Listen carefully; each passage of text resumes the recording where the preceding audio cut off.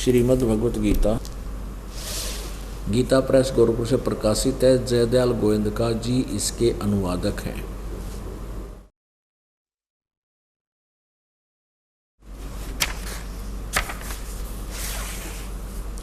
प्रकाशक एवं मुद्रक हैं गीता प्रेस गोरखपुर, गोविंद मन कार्यालय, कोलकाता का संस्थान। अध्याय नंबर 15 का श्लोक नंबर 1 दिखाते हैं।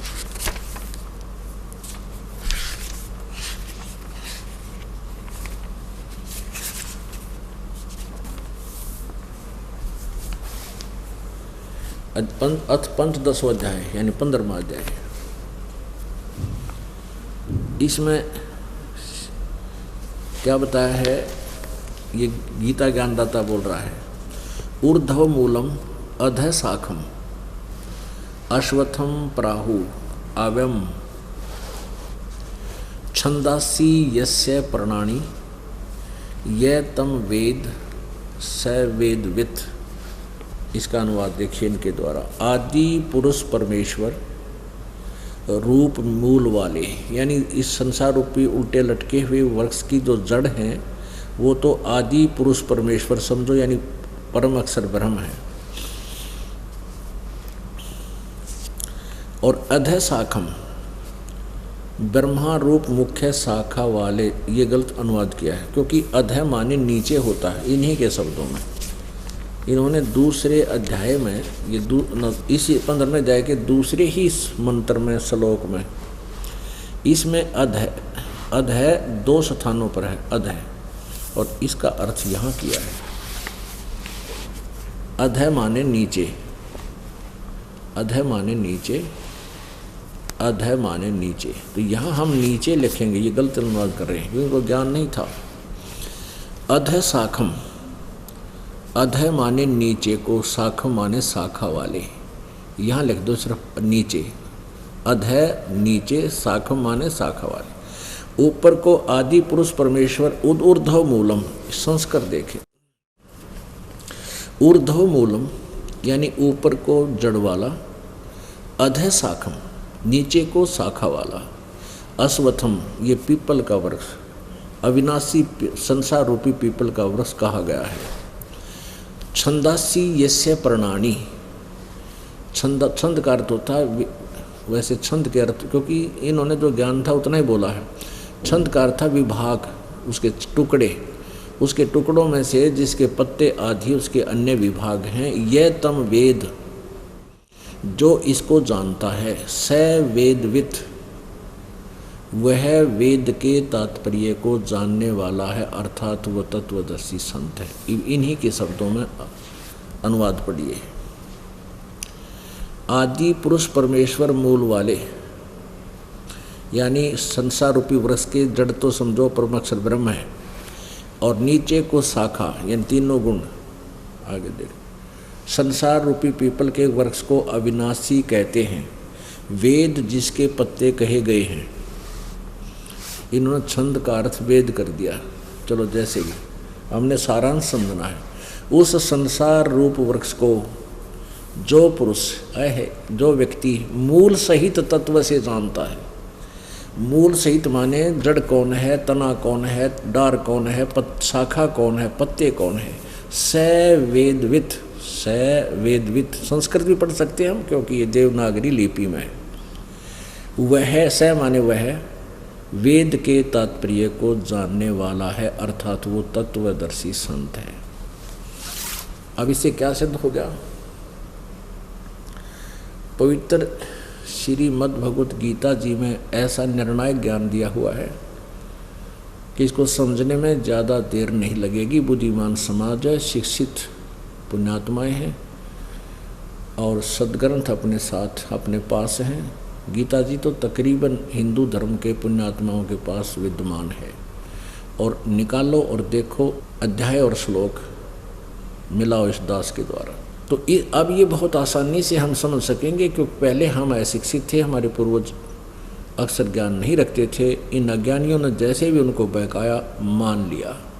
अब हम आँखों देखकर मानेंगे। हम दूध से जले हुए हैं तो हम छाछ को भी फूकेंगे, और फूकना भी चाहिए। तो फिर हम मार नहीं खाएंगे।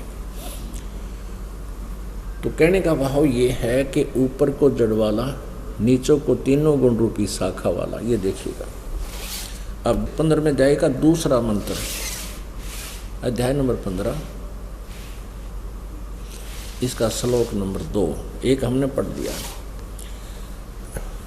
इसके उस संसार वृक्ष की तीनों गुण रूप जल के द्वारा बड़ी हुई तीनों गुण रूप विषय पर वाला, ये देखो विषय भोग रूप कोपलों वाली देव मनुष्य, ये शाखाओं के बारे में, शाखाएं विषय पर वाला यानी विषय विकारों वाली शाखा माने ये शाखाएं नीचे और ऊपर सर्वत्र, सर्वत्र नहीं है ये अर्थ, ऊर्ध्व माने ऊपर, अध माने नीचे, ऊपर और नीचे फैली हुई है। और मनुष्य लोक में, मनुष्य लोके माने मनुष्य लोक में यानी इस पृथ्वी लोक में कर्मों के अनुसार बांधने वाली, कर्म आधार से यहाँ फंसाए रखने वाली मूलानी माने मुख्य कारण है भी ये तीनों गुण ही हैं। ये शाखा तीनों गुण रूपी शाखा है, ऊपर और नीचे, सभी लोकों में नहीं है, केवल ऊपर और नीचे व्याप्त हो रही है। अब पुण्यात्माओं यहाँ एक कंसेप्ट क्लियर करना अनिवार्य बन गया कि रजगुण ब्रह्मा है, सतगुण विष्णु, तमगुण शिव जी।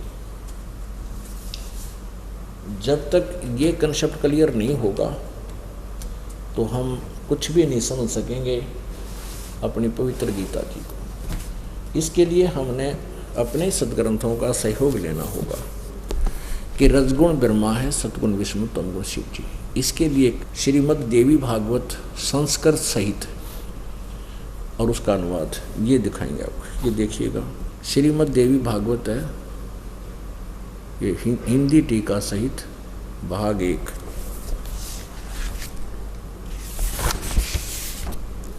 अथ देवी भागवतम सभाष्टीकम सहमातम, ये है खेमराज श्री कृष्ण दास प्रकाशन बम्बई 4 से।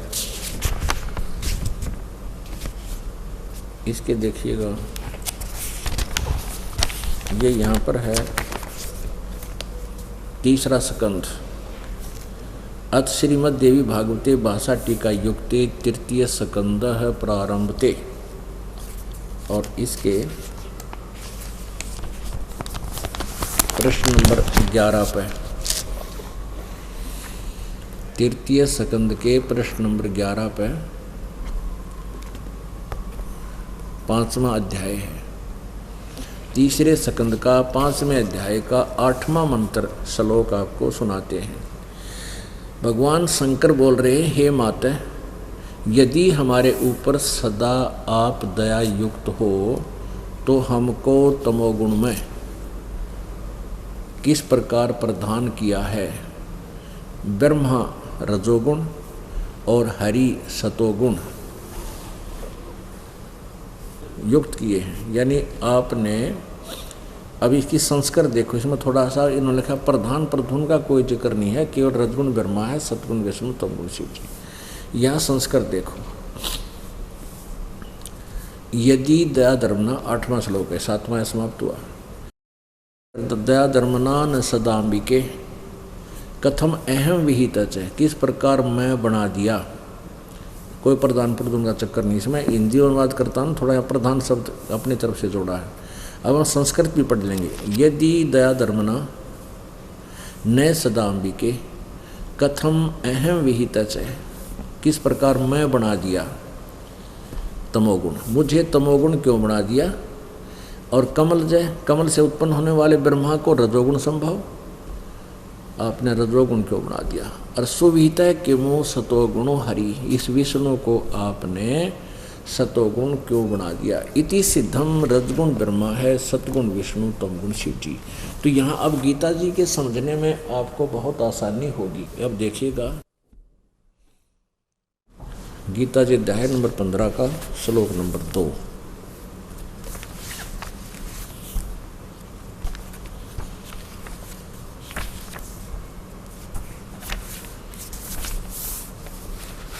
अध्याय नंबर 15 श्रीमद् भगवत गीता। श्रीमद् भगवत गीता अध्याय नंबर 15 और श्लोक नंबर ये 2 हम पढ़ रहे हैं। इसमें हमें गुणों की जानकारी हुई। इस संसार रूपी वृक्ष की तीनों गुण रूप जल से बड़ी हुई तीनों गुण रजगुण ब्रह्मा सतगुण विष्णु तमगुण शिवजी रूपी शाखाएं हैं। ये विषय पर वाला शाखाएं हैं, नीचे और ऊपर फैली हुई हैं मनुष्य लोक में। ये दास अनुवाद करा, ऐसे होगा इसका।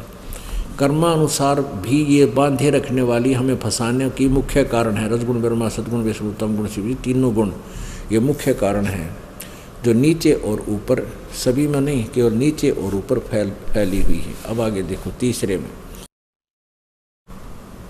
इस संसार का स्वरूप जैसा कहा है, गीता ज्ञानदाता कह रहा है, वैसा यहाँ विचार काल में, यानी तेरे और मेरे गीता जी के ज्ञान में, इस डिस्कशन में मैं नहीं पाया जाता।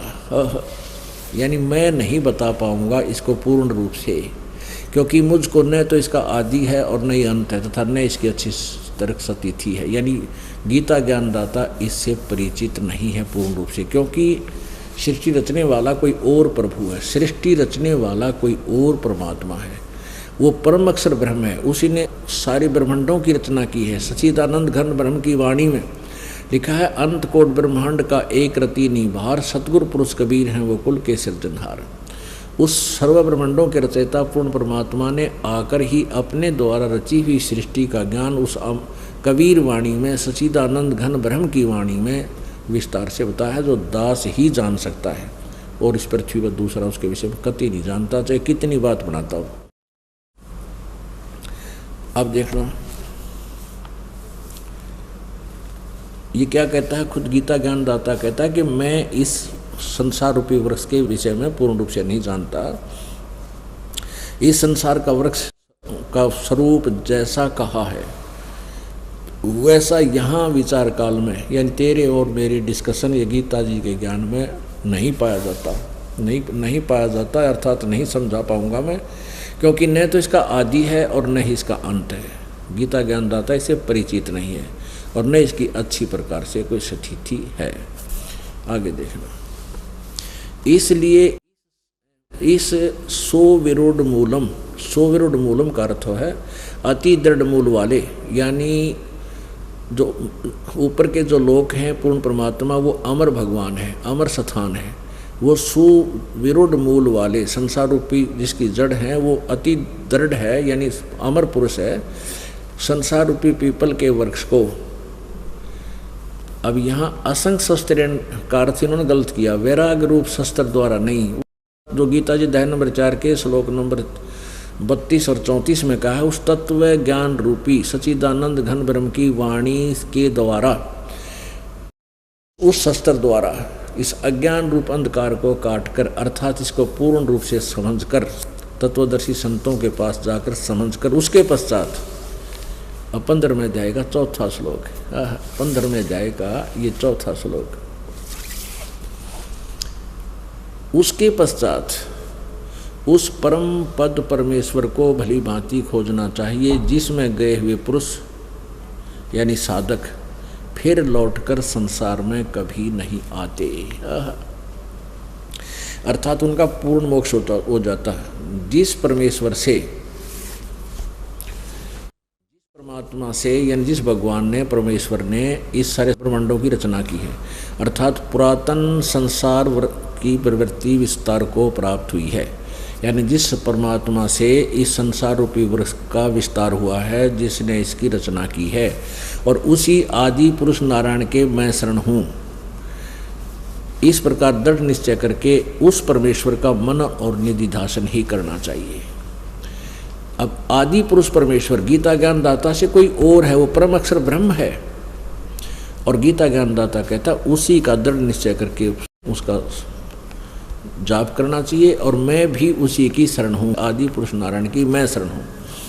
ये गीता ज्ञानदाता भी उसी की शरण में है। इसी का प्रमाण 18वें अध्याय के 64वें श्लोक में गीता ज्ञानदाता कहता है कि वो परम अक्षर ब्रह्म, वो परमेश्वर, जिसके विषय में 18वें अध्याय के 62वें श्लोक में भी कहा है कि तू सर्वभाव से उस परमेश्वर की शरण में जा, उसकी कृपा से ही तू परम शांति और शाश्वत स्थान यानी सनातन परम धाम को, उस सदा रहने वाले स्थान को प्राप्त होगा। वो मेरा भी पूज्य देव है। इष्ट में दृढ़म, गीता जी अध्याय नंबर 18 के श्लोक नंबर 64 में गीता ज्ञानदाता कहता है कि वो परमेश्वर मेरा भी पूज्य देव है, इष्ट है। अब यहाँ प्रसंग चल रहा है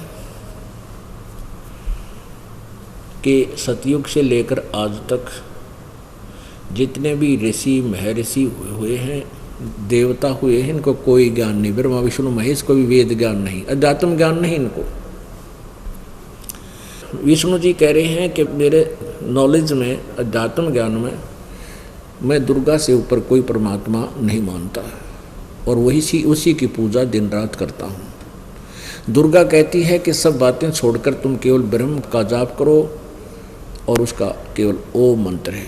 श्रीमद् देवी भागवत गीता प्रेस गोरखपुर से प्रकाशित जो अभी आपके रूबरू कराई, उसके सकंद प्रथम सकंद पहले सकंद में 28-29 पृष्ठ पे और 562-63 पृष्ठ पे अध्याय और 7वें सकंद में वो कहती है कि उस ब्रह्म का ओम नाम है, केवल ओम नाम जाप करो और सब बातें छोड़ दो, सब पूजाएं बंद कर दो। वह ब्रह्म लोक में रहता है। अब ये ब्रह्म क्या बोलता है कि उस परम अक्षर ब्रह्म की पूजा करो जिसने सारे ब्रह्मांडों की रचना की है। गीता जी अध्याय नंबर 4 के श्लोक नंबर 5 में और 9 में ये गीता ज्ञानदाता कहता है, अर्जुन तेरे और मेरे बहुत जन्म हो चुके हैं, तू नहीं जानता मैं जानता हूँ, मेरे जन्म और कर्म अलौकिक हैं।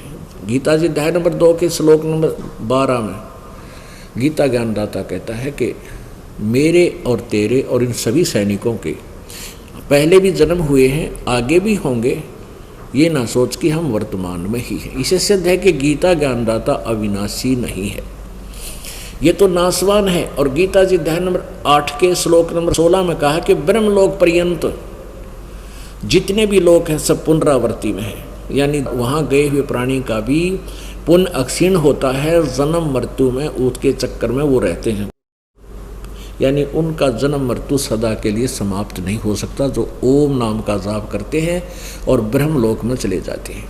अब देवी तो कहती है ब्रह्मलोक में रहता है, उससे पूर्ण मोक्ष होगा और वो ब्रह्म है, और ब्रह्म कह रहा है कि उस परम अक्षर ब्रह्म की पूजा करो, उसके बारे में तत्वदर्शी संतों की खोज करो, उनसे पता करो। और तत्वदर्शी संत की पहचान बताते हुए 15वें अध्याय के प्रथम श्लोक में स्पष्ट कर दिया है, जो उल्टे लटके संसार रूपी वृक्ष के सभी पार्ट्स ऑफ द बॉडी, इस वृक्ष के सभी पार्टों को, सभी विभागों को भिन्न भिन्न बताता है। सवेदवित व वेद के तात्पर्य को जानने वाला अर्थात तत्वदर्शी संत है। वो परमात्मा स्वयं ही आता है तत्वदर्शी संत की भूमिका करने के लिए, यह भी आपको वेदों में प्रमाण दिया जाएगा। अब गीता जी अध्याय नंबर 8 के श्लोक नंबर 3 में जो कहा गया है, गीता ज्ञानदाता ने कहा कि वो परम अक्षर ब्रह्म है, उसका कौन सा मंत्र है, तत्वदर्शी संत कौन सा मंत्र देंगे। 17वें अध्याय के 23वें श्लोक में बताया कि ओम तत्सत इति निर्देश ब्रह्मण त्रिविध समर्थ है, ब्राह्मणा तेन वेदा च पुरा विहिता यगा। तो कहते हैं ओम तत्सत इति निर्देश है, ब्रह्मण माने उस परम अक्षर ब्रह्म का, सचिदानंद घन ब्रह्म का केवल एक ओम तत्सत, ये 3 मंत्र के अक्षर का निर्देश है। ये 3 मंत्र का जाप कहा गया है, नथिंग एल्स, निर्देश माने इसके अतिरिक्त कोई नहीं। अब वो 3 परमात्माओं की साधना करने से परम अक्षर ब्रह्म यानी पूर्ण मोक्ष होगा, उस परम अक्षर ब्रह्म की प्राप्ति होगी, उसके लोक में जाया जाएगा। ओम मंत्र तो सीधा ही ब्रह्म का है, और तत् और सत ये 2 सांकेतिक हैं। तत् अक्षर ब्रह्म का है, यानी परब्रह्म का, जो सात संग ब्रह्मांड का स्वामी है। ये सांकेतिक है, ये दास बताएगा उस मंत्र को, अलग से है वो मंत्र, ये कोड वर्ड है। और सत्य ये परम अक्षर ब्रह्म का जाप है, मंत्र है, वो भी गुप्त है, ये दास बताएगा। तो इन तीनों मंत्रों का जब योग आपको मिल जाएगा, पहले तो ये 2 मंत्र का बनेगा, ओम और तत् मिलकर ये दूसरा मंत्र है तत्, ये सतनाम बन जाता 2 अक्षर का। और फिर इसकी खूब आपके कमाई हो जाएगी, आध्यात्मिक बल आपके, शक्ति भक्ति बल आपके अंदर संचित हो जाएगा, एकत्रित हो जाएगा। उसके बाद आपको तीसरा मंत्र दिया जाएगा जो सत्य है, जिसको सार नाम भी कहती है। ये वो मूल नाम है, ये सार नाम है। तो परमात्मा ने कहा था, धर्मदास तो लाख दोहाई, ये सार शब्द की तबार ना जाई, ये सार शब्द कई बार न जावे।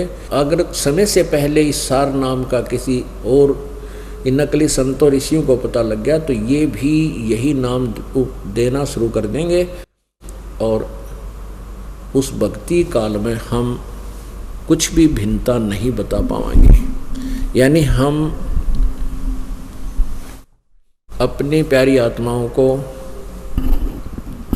उस भिन्नता को ना बता करके अपने साथ नहीं लगा पाएंगे यदि नकली संतों के पास यो ज्ञान चला गया।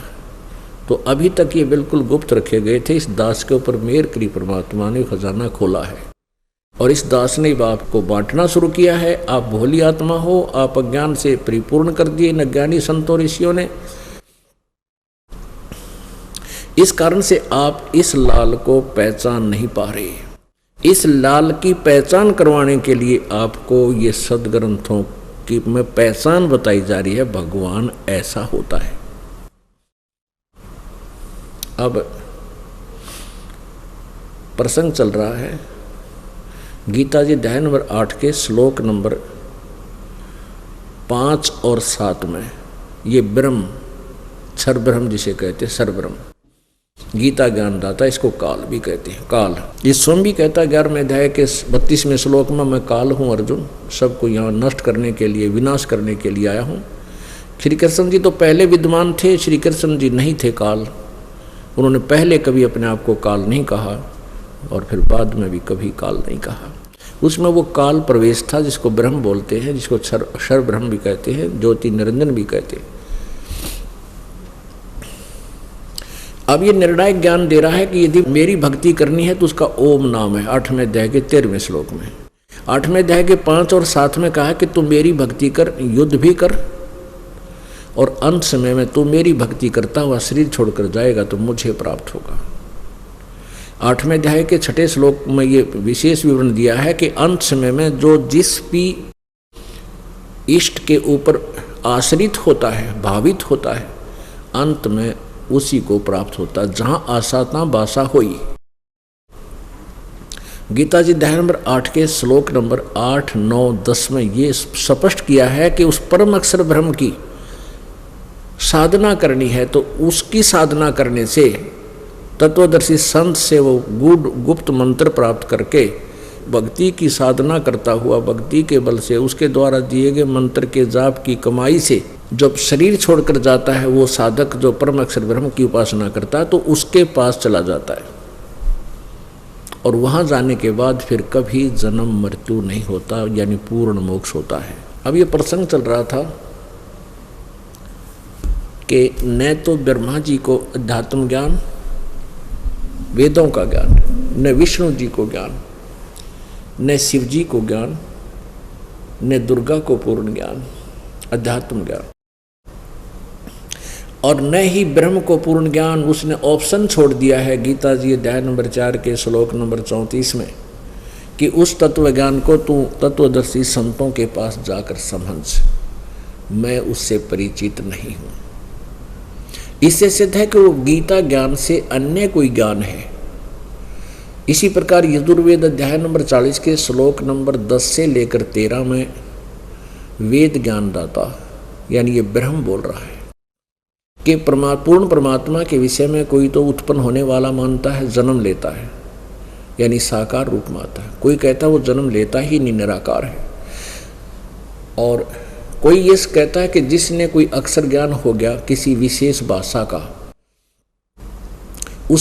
उस विद्या वाले व्यक्ति को विद्वान कह देते हैं, एक भाषा वाले ज्ञान को।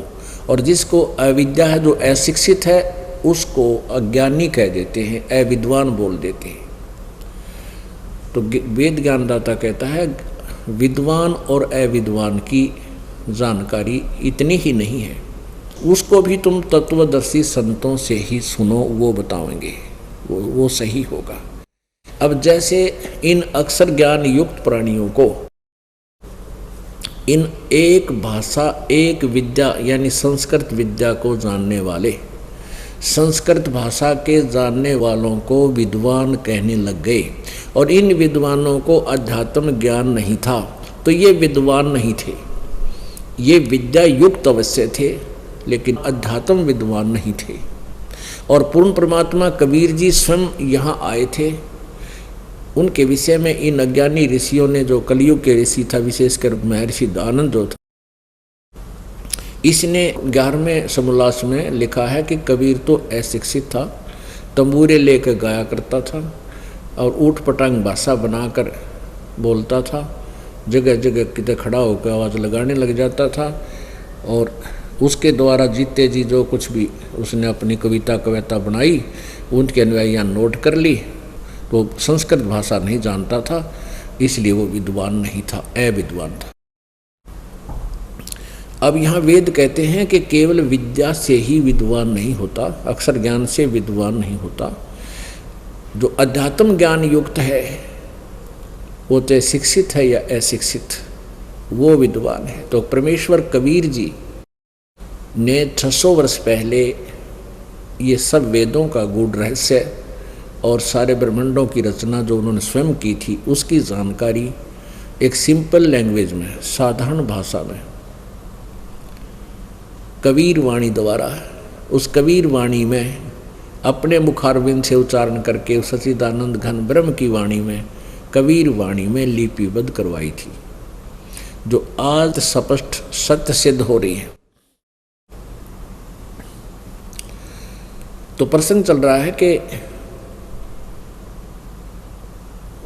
उस तत्वदर्शी संत से ही वो ज्ञान आप ग्रहण करो। इससे सिद्ध हो गया कि वेद ज्ञान दाता भी कंप्लीट स्पिरिचुअल नॉलेज नहीं रखता, यानी पूर्ण अध्यात्म ज्ञान नहीं है, लेकिन ये नहीं कह सकते कि वेद और गीता का ज्ञान गलत है। ये सिलेबस होता है, जैसे मैट्रिक तक का सिलेबस अलग होता है, उसमें आगे की पढ़ाई नहीं होती, लेकिन आगे की पढ़ाई में पीछे की पढ़ाई भी मदद करती है, उसमें ये पीछे वाला भी ज्ञान होता है। तो ऐसे ही वो 5वें वेद के अंदर इन सभी वेदों, 18 पुराण, 4 वेद, गीता जी, महाभारत, सभी का, कुरान पुराण सभी का समावेश किया हुआ है। उनका यथार्थ चित्रण दिया है, उसमें बहुत यथार्थ ज्ञान दिया हुआ है। तो वो ज्ञान, तो इससे सिद्ध है कि वेद ज्ञान दाता ब्रह्म भी कंप्लीट नॉलेज नहीं रखता, ये भी अज्ञानी है। अब पुण्यात्माओं, ये दास नहीं कह रहा, अपने ये सदग्रंथ बता रहे हैं। जिन सदग्रंथों को हम सत्य मानते थे, आज वही गवाही दे रहे हैं। तो वो परमात्मा कौन है, कैसा है और वो क्या करता है, ये भी हमारे सदग्रंथों से ही हम पढ़ेंगे, आंखों देखेंगे तो विश्वास करेंगे। ये दास बोलता है कबीर साहब परमात्मा हैं, सारी सृष्टि के रचनहार हैं, ये सर्वशक्तिमान हैं, ये बनारस में आए थे, इन्होंने ही तत्व ज्ञान प्रचार किया। तो हम अन्य जो दूसरे भगवानों को, श्री ब्रह्मा जी, श्री विष्णु जी, श्री शिव जी, दुर्गा जी, श्री दुर्गा जी, या अन्य किसी रब राम को जो मानते हैं ब्रह्म को, तो वो कहेंगे ब्रह्म ही सुप्रीम गॉड है। जैसे विष्णु जी ने बताया कि दुर्गा ही सुप्रीम गॉड है। तो ऐसे अपनी अपनी कहने से बात नहीं बनेगी, हमने उन सदग्रंथों से मेल करना पड़ेगा जो ऑथेंटिक हैं। उससे जिसकी स्टेटमेंट मेल खाती है तो वो सत्य होगी, और उनसे मेल नहीं खाती है सदग्रंथों से तो वो सत्य नहीं है। अपने आत्माओं, जैसे किसी एक जुर्म के ऊपर 4-5 एडवोकेट बैठे हैं। एक कह रहा है कि इस प्रकार के क्राइम के ऊपर धारा ये लगेगी, कोई कहता है इस पर 307 लगेगी, कोई कहता है 306 लगेगी, दूसरा कहता 304 लगेगी, तो कहता 302 लगेगी, कोई कहता इस पर ये धारा बनती ही नहीं, ये लगेगी। तो ये निर्णय कहाँ से होगा? यह भारत के संविधान से होगा। जो संविधान में जो कारण प्रकरण लिखा हुआ है वही धारा फाइनल होगी। उनमें से फिर 5 की भी गलत हो सकती है, और जिसकी उससे मेल खाती है उसकी सच्ची है, बाकी की झूठ है। तो अब गीता जी अध्याय नंबर 16 के श्लोक नंबर 23 में यही कहा है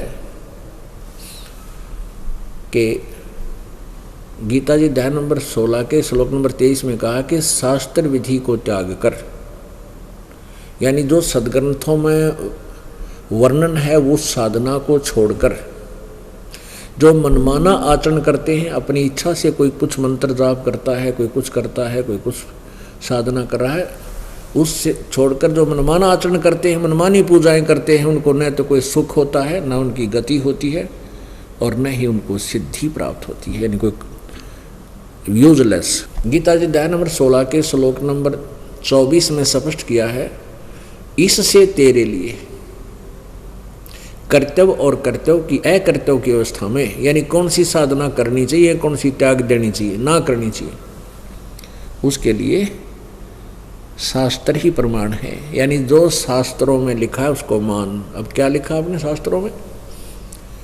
यदि आपने ब्रह्म तक की साधना करनी है, ब्रह्म बोलता है कि मेरा एक ओम अक्षर है, इसकी पूजा करने से तू मेरे पास आ जाएगा, मुझे प्राप्त होगा, ब्रह्मलोक में जाएगा। और गीता जी अध्याय नंबर 8 के श्लोक 16 में स्पष्ट किया है कि ब्रह्मलोक जाने वाले भी वापस पुनर्वर्ती में जन्म मृत्यु में आते हैं। और गीता ज्ञानदाता स्वयं भी अध्याय नंबर 4 के श्लोक नंबर 5 और 9 और 2 के 12 में स्पष्ट कह रहा है कि मेरे भी जन्म मृत्यु होते हैं, तेरे भी होते हैं, आगे भी होंगे, हम अविनाशी नहीं हैं, बहुत जन्म हो लिए और आगे भी होते रहेंगे। तो इससे सिद्ध है कि गीता ज्ञान दाता भी नाशवान, इसके साधक जो ब्रह्मलोक में जाएंगे वो भी जन्म मृत्यु के चक्कर में सदा रहेंगे। फिर गीता जी अध्याय नंबर 15 के श्लोक नंबर 1 से 4 में स्पष्ट किया है कि जो उस तत्वदर्शी संत की पहचान भी बता दी है, जो उसके द्वारा दिए गए साधना करता है, उस ज्ञान पर आधारित है, उसके पश्चात उस परम पद परमेश्वर की खोज करनी चाहिए, जहाँ जाने के बाद फिर लौटकर संसार में प्राणी कभी नहीं आते, यानी उनकी जन्म मृत्यु कभी नहीं होती, पूर्ण मोक्ष प्राप्त करते हैं, वो परम शांति प्राप्त करते हैं। अब गीता ज्ञान दाता के ओम मंत्र के जाप से कहाँ जाते? ब्रह्मलोक में। ये परम शांति नहीं हुई, चलो ब्रह्मलोक में स्वर्ग में रहे इतने सुख, फिर वापस आगे 84 लाख योनियों, फिर शांति भंग, और पूर्ण मोक्ष होगा परम अक्षर ब्रह्म के जाप से, उस 3 मंत्र के जाप से। और कोई मंत्र ही नहीं है इस भगवानों की भक्ति करने का, ये और मंत्र इसके अतिरिक्त जो दिए जाते हैं वो व्यर्थ हैं, उनसे कोई लाभ नहीं होगा, मोक्ष नहीं हो सकता। छोटी मोटी सिद्धियां आ जाना ये कोई मोक्ष नहीं है, ये मानव जीवन का पूर्ण लाभ नहीं है। तो फिर स्पष्ट किया है कि जो अंत समय में जिसकी भी भक्ति करता हुआ शरीर छोड़कर जाता है, अंत में उसी को प्राप्त होता है। अब प्रसंग ये चल रहा है कि न तो पूर्ण अध्यात्म ज्ञान ब्रह्म को, न दुर्गा को, और ब्रह्मा विष्णु महेश को तो वेद का ज्ञान भी को नहीं, और न ही सतयुग से लेकर आज तक के किसी ऋषि ब्राह्मण को। जब ब्रह्मा विष्णु महेश को नहीं तो अन्य देवताओं को हो ही नहीं सकता, और सतयुग के ब्राह्मण यानी ऋषियों को ज्ञान नहीं है तो अब त्रेता द्वापर कलयुग ज्ञान को हो ही नहीं सकता। देखिएगा, इसका एक प्रमाण दिखाते हैं देवी भागवत में।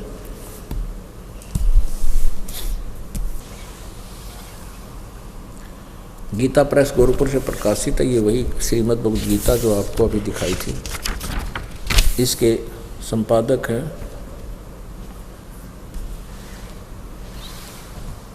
हनुमान प्रसाद पोदार चिमन लाल गोस्वामी। ये गीता प्रेस गोरखपुर से प्रकाशित है। गोविंद मोहन कार्यालय कोलकाता का संस्थान। इस पे देखिएगा 414 पृष्ठ पे।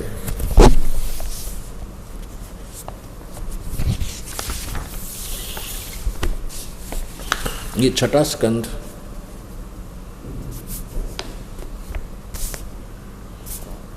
और यहाँ देखिएगा ये संक्षिप्त देवी भागवत 414 पृष्ठ। जन्मेजय ने पूछा, महाभाग, व्यास जी से पूछ रहे हैं। व्यास जी कौन है? Writer of the Purana, Veda and Gita ji. Janamejaya ने पूछा, महाभाग, किस युग में कैसा धर्म का स्वरूप है? इस संपूर्ण विषय को विशेष रूप से बतलाने की कृपा कीजिए, बताने की। व्यास जी बोले, राजन, यह निश्चय है कि सतयुग में ब्राह्मण वेद के पूर्ण विद्वान थे। उनके द्वारा निरंतर भगवती जगदम्बा की आराधना होती थी।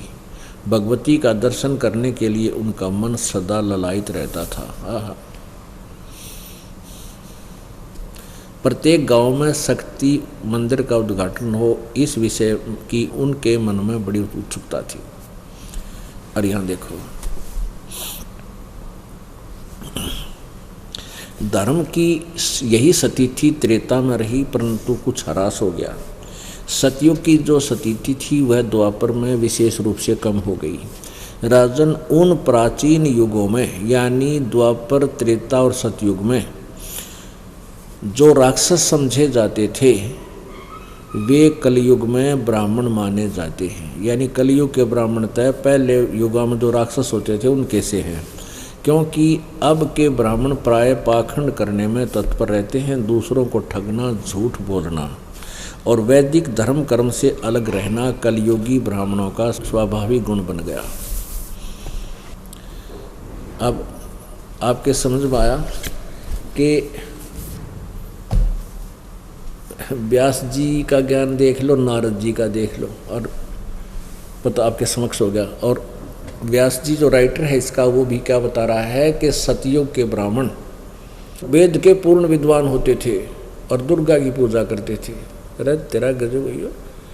और दुर्गा कहती है ब्रह्म की जाप करो। अभी आप 7वें स्कंद के 562 और 63 पृष्ठ पर देखा श्रीमद् भगवत देवी भागवत। पुण्यात्माओं, अभी तक ये भक्ति का नाश, अध्यात्म ज्ञान का अंधकार इन्हीं अज्ञानी ऋषि महर्षियों के कारण बना रहा।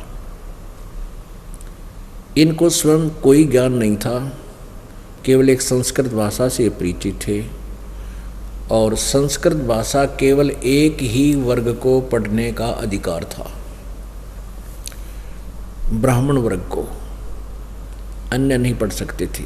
विशेष कलयुग में तो बैन लगा रखा था पहले कि ब्राह्मण के अतिरिक्त कोई भी संस्कृत भाषा नहीं पढ़ सकता, और वो केवल काशी विद्यापीठ में ही उसकी व्यवस्था होती थी। और इनको स्वयं ज्ञान नहीं था। इन्होंने इस संस्कृत भाषा का पढ़ना एक यही उद्देश्य बना रखा था कि जो संस्कृत का ज्ञाता हो जाता है उसको लोग ज़्यादा पसंद करते हैं, श्रद्धालु बहुत पसंद करते हैं, विद्वान मानते हैं। और उनका पढ़ाई का उद्देश्य केवल रोजी रोटी ही होता था। उनको ये भी डर रहता था कि किसी दूसरी कास्ट का यदि विद्यार्थी यहाँ आके शिक्षा ग्रहण कर लेगा, तुम्हारे वंशजों की रोजी रोटी में गड़बड़ हो जाएगी, वो नहीं चलेगी। इस स्वार्थवश उन्होंने बैन लगा दिया। एक कड़ोली गांव का जाट का लड़का, किसान का लड़का, निश्चल नाम था उनका, निश्चल।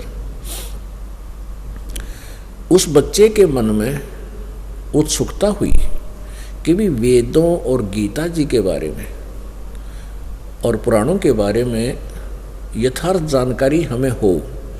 और ये जो ब्राह्मण लोग हैं ये केवल पैसा ऐंठना ही उद्देश्य रखते हैं और ये स्वार्थवश ही प्रचार कर रहे हैं, यानी प्रवचन करते हैं, पैसे लेते हैं। उसके मन में आया कि मैं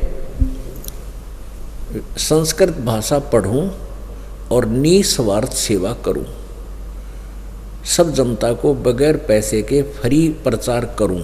यानी मैं बिल्कुल ना विवाह कराऊंगा और मैं जनता को इसका बगैर किसी कीमत के, बगैर किसी लालच के सदग्रंथों का ज्ञान बांटूंगा। इस उद्देश्य को लेकर उसने एक योजना बनाई कि काशी विद्यापीठ में केवल ब्राह्मणों को ही शिक्षा ग्रहण करने का अधिकार है। तो उसने अपने गांव के नंबरदार थे, पहला सरपंच नहीं हुआ करते, नंबरदार ही काफ़ी वैल्यू रखते थे, और उन्हीं की का जो लिखा हुआ प्रमाणित होता था। तो उसने अपने गांव के, पहले नंबरदार अनपढ़ होते थे, अशिक्षित, और अपने गांव के बच्चों को वो अपना आंख मीच कर विश्वास कर लेते थे और दस्तक कर देते थे, अंगूठा लगा देते थे। तो निश्चल जी ने उस जाट के लड़के ने कढ़ौली गांव के, हरियाणा जिला खरखौदा के पास, हरियाणा प्रांत के, अब वर्तमान जिला सोनीपत में कढ़ौली गांव है।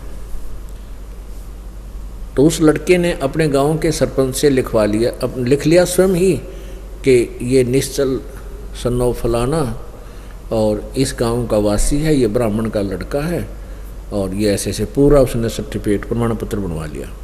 और नंबरदार जी ने उस पर अपना स्टैंप लगा दिया, अंगूठा ला दिया, उस लड़के को प्रवेश मिल गया। काशी विद्यापीठ में उस निश्चल नाम के जाट किसान के लड़के को प्रवेश मिल गया, और वो लड़का अब 1 नंबर, फर्स्ट नंबर पावे प्रत्येक क्लास में।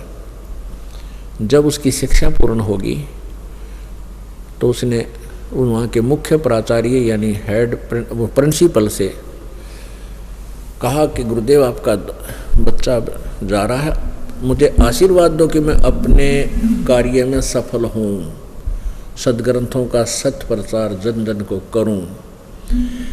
अब उस मुख्य अध्यापक यानी हेड मास्टर को हो, प्रिंसिपल को हो, उसके एक लड़की, उस प्रिंसिपल की लड़की शादी योग्य हो गई थी। अब उसने सोचा कि एक होनहार बालक है, ये जाएगा संसार में, ये बहुत अच्छा विद्वान पुरुष बनेगा, अच्छी रोजी रोटी इसकी चलेगी, दुनिया इसकी विचारों को सुनेगी, बहुत पैसा कमाया करेगा, क्यों ना मैं अपनी बेटी का विवाह इसके साथ कर दूं। इस उद्देश्य से उस निश्चल दास से कहा कि बेटा तू गुरु दक्षिणा दे मुझको और वचनबद्ध हो। निश्चल दास ने कहा कि जो आज्ञा गुरुदेव, आपका दास हाजिर है, आपका बच्चा आपके समक्ष है, मुझ कंगाल के पास देने को कुछ नहीं है।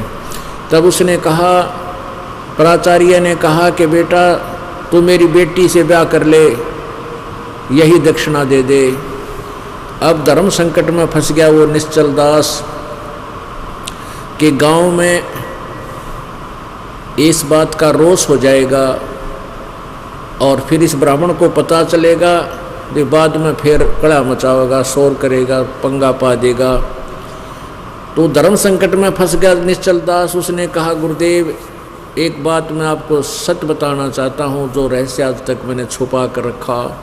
सारी बात से उसको बताया कि मैं ऐसे ऐसे शिक्षा ग्रहण करना चाहता था, संस्कृत भाषा पढ़ना चाहता था, वेदों और गीता और सदग्रंथों का मैं निःशुल्क प्रचार करना चाहता था। इस उद्देश्य से मैंने इस आपके विद्यालय में, आपकी पीठ में, विद्यापीठ में प्रवेश पाया है।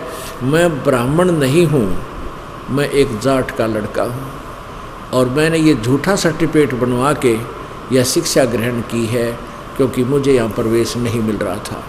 अब आप जो सजा दो मुझे मंजूर है। तो ब्राह्मण बहुत नाराज हो गया, कहने लगा कि तू वचनबद्ध हो, 3 वचन कर कि तू संस्कृत भाषा ना बोलेगा, ना पढ़ेगा, ना पढ़ के ग्रंथों को सुनावेगा किसी को, संस्कृत भाषा ना लिखेगा, ना पढ़ेगा, ना बोलेगा। तो उसने कहा ठीक है गुरुदेव, जैसे आपकी आज्ञा होगी। मैं संस्कृत भाषा में न तो कोई लेख लिखूंगा और न ही भाषा का प्रयोग करूंगा। उसके बाद उसने श्राप दे दिया उसको कि तुझे 3 ताप के अंतर्गत मेरे श्राप से दुख रहेगा। तो निश्चल दास जी अंतिम श्वास तक वो मरे गए। उनको प्रत्येक दिन एक दो घड़ी यानी 20-25 मिनट बहुत ज़बरदस्त बुखार आता था, डेली कांप जाता था वो लड़का। उसके बाद उस निश्चल जी ने क्या किया, उसने सोचा भी अब ये तो प्रचार में ना कर सकता ना भाषा बोल सकता, तो उसने दादू साहेब जी जो कबीर साहिब के शिष्य थे, उस दादू जी की परंपरा में वो वहाँ का शिष्य बन गया। दादू जी चले गए थे, उसके बाद की बातें हैं। वो दादू पंथी बन गया और उसने फिर अपना जैसा भी पढ़ा, उसने सदग्रंथों को पढ़ा जरूर, संस्कृत वालों को, लेकिन संस्कृत में बोला नहीं। वो डरा हुआ था कि अभी ये इतना श्राप दे रखा तो और पता नहीं क्या कर देगा। तो उसने क्या किया, फिर जैसा भी वेदों को, गीता जी को उसने समझा, पुराणों को संत लैंग्वेज में, संत भाषा में, जैसे दो के माध्यम से, लोकोक्तियों के माध्यम से दादू पंथी होकर के संत भाषा को सीख करके उनका अनुवाद लिखा। उसका नाम रखा निश्चल ग्रंथ। निश्चल ग्रंथ वो दास ने भी पढ़ा, लेकिन वो ज्ञान नहीं है उसके अंदर जो परमेश्वर कबीर जी ने दिया। कहने का हमारा उद्देश्य ये था कि अभी तक ये अज्ञान जड़ इसलिए बना रहा था कि हम तत्व ज्ञान से अपरिचित थे, और जो तत्व ज्ञान परमेश्वर ने स्वयं आकर बोला था अपनी सच्चिदानंद घन की वाणी में, और जो लीला परमात्मा किया करता है वो लीला परमेश्वर ने की हुई हैं, और उसी का प्रमाण वेदों में प्रमाणित है, वेदों में लिखा हुआ है। उसके विषय में आपको अगले सत्संग में शाम को दिखाएंगे, रूबरू कराएंगे। बोलो सतगुरुदेव की जय। आज सुबह के सत्संग में आप जी ने परमात्मा के विषय में जानकारी प्राप्त की।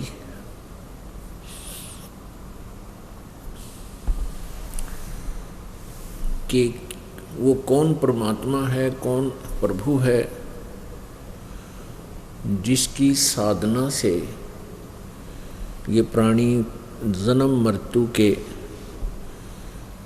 इस चक्कर से पूर्ण रूप से छुटकारा पाता है। क्योंकि न तो ब्रह्मा विष्णु महेश अमर हैं, अजर हैं, इनका भी पूर्ण मोक्ष नहीं है, इनकी भी जन्म मृत्यु होती है, और ये भी अपना प्रारब्ध कर्म भोगते हैं। यदि हम ब्रह्मा विष्णु महेश जी की पूजा करते हैं, रजगुण ब्रह्मा, सतगुण विष्णु, तमगुण शिव जी की, तो ये स्वयं भी नासवान है, इनकी जन्म मृत्यु होती है, तो इनकी साधना से साधक वो परम शांति को प्राप्त नहीं कर सकता, पूर्ण मोक्ष प्राप्त नहीं कर सकता। जैसा कि गीता जी अध्याय नंबर 18 के श्लोक नंबर 62 में कहा कि अर्जुन सर्वभाव से उस परमेश्वर की शरण में जा जिसकी कृपा से तू परम शांति और सनातन परम धाम अर्थात सदा रहने वाले शाश्वतम स्थानम, सदा रहने वाले लोक यानी सतलोक, अविनाशी लोक को प्राप्त होगा। जबकि गीता ज्ञान दाता अपने विषय में गीता जी अध्याय नंबर 4 के श्लोक नंबर 5 और 9 में, गीता अध्याय नंबर 2 के श्लोक नंबर 12 में, गीता जी अध्याय नंबर 10 के श्लोक नंबर 2 में स्पष्ट करता है कि मेरा भी जन्म होता है, उत्पत्ति होती है और मृत्यु होता है, मैं अविनाशी नहीं हूँ। गीता जी अध्याय नंबर 2 के श्लोक 17 में, गीता जी अध्याय नंबर 15 के श्लोक नंबर 17 में स्पष्ट वर्णन किया है, और गीता जी अध्याय नंबर 8 के श्लोक नंबर 3 में, 8, 9, 10 में, और गीता जी अध्याय नंबर 8 के श्लोक नंबर 20, 21 और 22 में उस परम अक्षर ब्रह्म अविनाशी परमात्मा के विषय में जानकारी विशेष दी गई है, जो सभी प्राणियों के नष्ट होने पर भी कभी नाश में नहीं आता। तो उस परम अक्षर ब्रह्म की पूजा से ही ये प्राणी पूर्ण मोक्ष प्राप्त करता है। उसकी साधना का वर्णन न तो पवित्र गीता जी में हिंट है, संकेत है, लेकिन कंप्लीट ज्ञान नहीं है। उसके लिए ऑप्शन छोड़ा हुआ है कि तत्वदर्शी संतों के पास जाओ, उनसे पूछो, और वो सच्चिदानंद घन ब्रह्म की वाणी में, सच्चिदानंद घन ब्रह्म यानी परम अक्षर ब्रह्म की वाणी में, अर्थात उनके मुख कमल से बोले गए ज्ञान में, कबीर वाणी में विस्तार से कहे गए हैं। और वो तत्वदर्शी संत उसी आधार से तुम्हें ज्ञान देगा, मोक्ष मार्ग देगा, मंत्र देगा। उसका संकेत किया सत्र में अध्याय के 23वें श्लोक में कि ओम तत्सत इति निर्देश है ब्रह्मण तिर्विध है समर्थ है। ब्रह्मण माने सच्चिदानंद घन ब्रह्म का के सुमरण का ओम तत्सत 3 मंत्र का जाप कहा है, यही निर्देश है, नथिंग एल्स। निर्देश का अर्थ है और कोई नहीं, केवल यही डायरेक्शन है। ओम ये ब्रह्म का जाप है, तत् और सत्य हिंट है, सांकेतिक है, केवल ये दास बताएगा। जैसे सुबह के सत्संग में भी आपको बताया था कि तत् ये अक्षर ब्रह्म का जाप है और सत्य ये परम अक्षर ब्रह्म यानी अविनाशी परमात्मा का मंत्र है। ये दोनों सांकेतिक हैं। ये ओम तत्सत ये कोई जाप नहीं है। कुछ एक संत भक्त हरि ओम तत्सत ऐसे रटना लगाते हैं, ये बिल्कुल गलत है, ये मंत्र नहीं है, इसे कोई लाभ नहीं होगा। ओम मंत्र तो सीधा है, ये तो ब्रह्म का है, शर ब्रह्म का, 21 ब्रह्मांड के स्वामी का, और तत् और सत्य ये सांकेतिक है। यहाँ पे अभी आपको बताया तत्पर अक्षर ब्रह्म का और सतपरम अक्षर ब्रह्म अर्थात अविनाशी परमात्मा का है। इन तीनों मंत्र का जाप का योग ये दास बता सकता है कैसे करना है इसकी साधना। तो इसकी भक्ति की कमाई से, इन तीनों मंत्रों की भक्ति की कमाई से हम पूर्ण मोक्ष प्राप्त कर सकते हैं, करेंगे। तो वो परमात्मा स्वयं आता है, अपना ज्ञान समझाता है, क्योंकि काल भगवान ने, ब्रह्म ने ये सब ज्ञान का अज्ञान करवा रखा होता है। गीता जी अध्याय नंबर 15 के श्लोक नंबर 16 और 17 आपको और दिखाते हैं, जिसमें ये प्रमाण है कि वो 3 परमात्मा है। और जब तक हम ये समझ नहीं सकेंगे कि ये सर्व ब्रह्म कौन है, अक्षर ब्रह्म कौन है, परम अक्षर ब्रह्म कौन है, तो तब तक हम इस गीता जी को तथा इस अध्यात्म ज्ञान को कैच नहीं कर सकते, समझ नहीं सकते, ग्रहण नहीं कर सकते। और सबसे पहले हमारे हृदय में ये विश्वास होना चाहिए कि हम जो क्रिया कर रहे हैं ये 100% ओके हैं, ये 100% शास्त्र अनुकूल और सत्य है। फिर भक्ति और परमात्मा प्राप्ति और मोक्ष में कोई दिक्कत नहीं, कोई अड़चन नहीं रहेगी। यानी मोक्ष आपका 100% है, 100% आप मोक्ष प्राप्त कर सकोगे। इसलिए ये दास चाहता है कि सबसे पहले आपके हृदय में ये बात समा जाए कि जो दास बता रहा है ये सदग्रंथों से ही मंत्र हैं जिनसे हमें मोक्ष हो सकता है। और उन्हीं सदग्रंथों को ये अज्ञानी संत ऋषि महर्षि नकली ये कतई नहीं समझ सके, आज तक इनको कह का पता नहीं। अभी आपने एक प्रश्न सुना कि ब्रह्मा विष्णु महेश भी नासवान है, यदि हम उसकी भक्ति करें तो भी हम पूर्ण मोक्ष नहीं करा सकते, जन्म मृत्यु का रोग हमारा समाप्त नहीं हो सकता।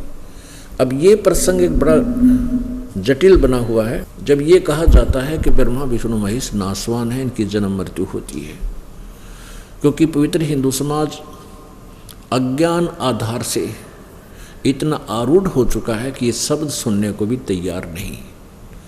पुण्यात्माओं, ये कुनीन है, ये कड़वी कुनीन है, और इस कुनीन के खाए बिना अज्ञान रूपी मलेरिया आपका दूर नहीं होगा, या खानी पड़ेगी, और इसके खाने से आपका कल्याण होगा।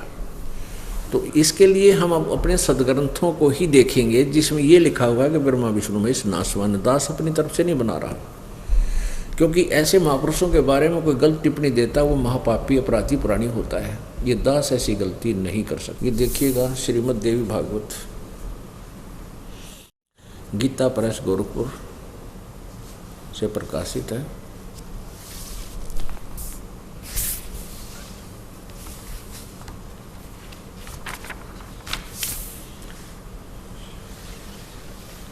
संपादक हैं हनुमान प्रसाद पोदार, चिमनलाल गोस्वामी,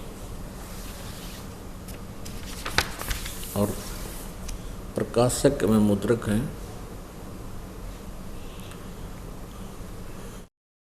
गीता प्रेस गोरखपुर, गोविंद भवन कार्यालय कोलकाता का संस्थान। ये इनके फ़ोन और फैक्स नंबर हैं।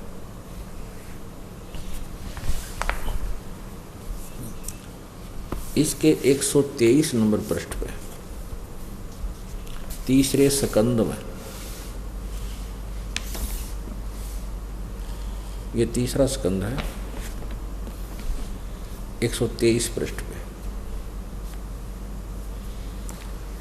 भगवान विष्णु अपनी माता दुर्गा की महिमा करते हुए, स्तुति करते हुए क्या कह रहे हैं कि तुम शुद्ध स्वरूपा हो, यह सारा संसार तुम्हीं से उद्भासित हो रहा है। मैं ब्रह्मा और शंकर, हम सभी तुम्हारी कृपा से विद्यमान हैं। हमारा आविर्भाव और तिरोभाव हुआ करता है। केवल तुम ही नित्य हो, जगत जननी हो, प्रकृति और सनातनी देवी हो।